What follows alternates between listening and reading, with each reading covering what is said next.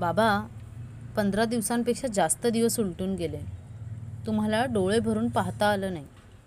ती गोडवाणी काणी पडली नाही. बाबा, महाशिवरात्रीला तुम्ही दर्शन दिलेलं, थोडंसं हायसं वाटलं. पण बाबा, माहीत नाही का, आपला हा जो गुरुवारचा बॉन्ड झाला आहे ना, तो प्रत्येक दिवसापेक्षा वेगळा आहे. म्हणजे डॅडा, प्रत्येक दिवशी आम्ही तुला भेटतो, प्रत्येक क्षणाला आम्ही तुझ्याशी बोलत असतो. कधी राग रुसवे तुझ्यासमोर मांडतो, तर कधी सुखात आनंदात असताना तुझ्यासोबत नाचतो. कधी दुःखात बाबू तुझा हात घट्ट धरून आमची व्यथा सांगतो.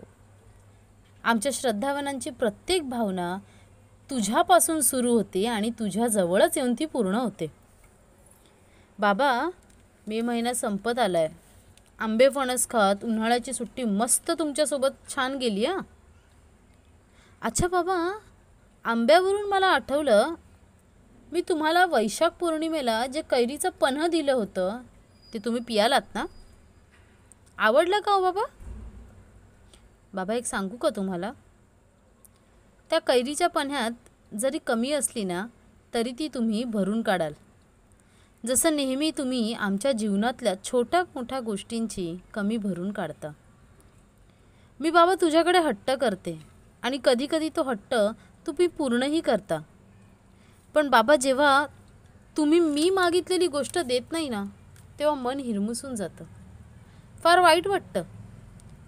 पण मग या धडपडलेल्या मनाला तूच सावरतोस. मग कधीतरी मनात प्रश्न येतो, मी मागितलेली गोष्ट का नाही पूर्ण झाली?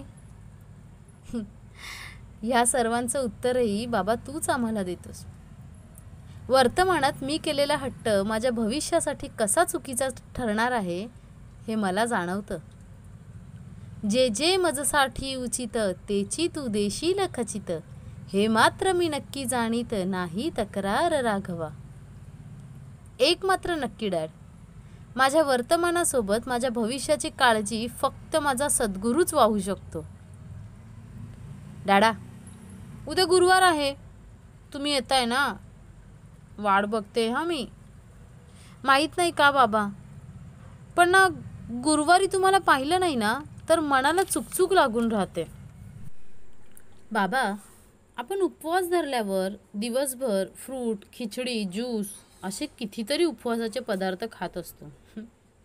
गंमत आहे ना बाबा. उपवास म्हणतो, पण त्याच दिवशी आपण सर्वात जास्त पदार्थ खातो. पण ह्या सर्वांनी ना बाबा मन शांत होत नाही.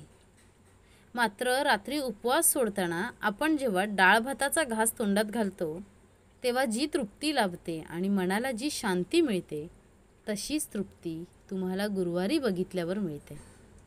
तुमचा आवाज ऐकल्यावर मन शांत होतं. बाबा, खूप मिस करतोय तुम्हाला.